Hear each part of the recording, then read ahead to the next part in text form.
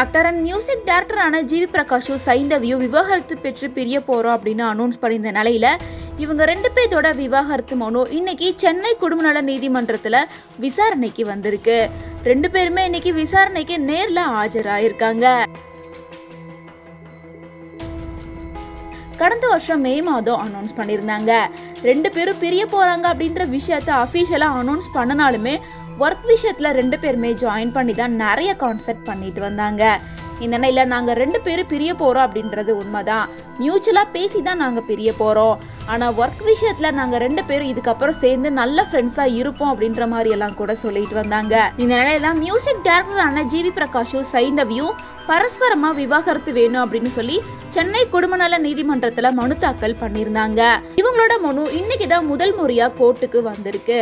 நீதிமன்றத்துல நீதிபதி செல்வ சுந்தரி முன்புதான் ஜி பிரகாஷ் அண்ட் சைந்தவி 2 பேருமே நேர்ல ஆஜராயிருக்காங்க. 2 பேரும் ஆஜராகிறதுக்கு தனித்தனியா தான் வந்திருந்தாங்க.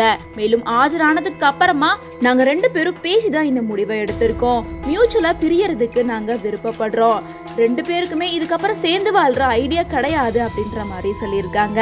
இருந்தாலும் முதல் முறையா இன்னைக்குதான் இவங்களோட கேஸ் கோர்ட்ல ஹையரிங்க்கு வந்திருக்கு அப்படிங்கறனால அடுத்த விசாரணை எப்ப பாத்துக்கலாம் அப்படின்னு சொல்லிட்டு இவங்களோட வழக்க அடுத்த விசாரணைக்கு ஒத்தி வச்சிருக்காங்க. மேலும் ஜிவி பிரகாஷ் அண்ட் சைந்தவி 2 பேருமே நீதிபதி முன்னாடி நேர்ல ஆஜராகி பேசிட்டு வெளியில வரும்போது 2 பேரும் ஒரே கார்ல கிளம்பி போயிருக்காங்க.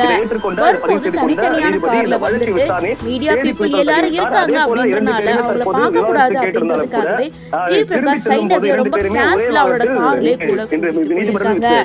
2 பேரும் டிவோர்ஸ் பண்ணணும் அப்படின்னு முடிவு எடுத்து பிரிஞ்சு கோர்ட்டுக்கு வந்ததுக்கு அப்புறமும் கூட இவ்வளோ அண்டர்ஸ்டாண்டிங்கா இருக்காங்களே, இவங்க 2 பேரும் ஒண்ணு சேர்ந்து வாழ்ந்தா நல்லா தானே இருக்கும் அப்படின்னு சொல்லிட்டு பலருமே தயவு செஞ்சு நீங்க புரிஞ்சிடாதீங்க.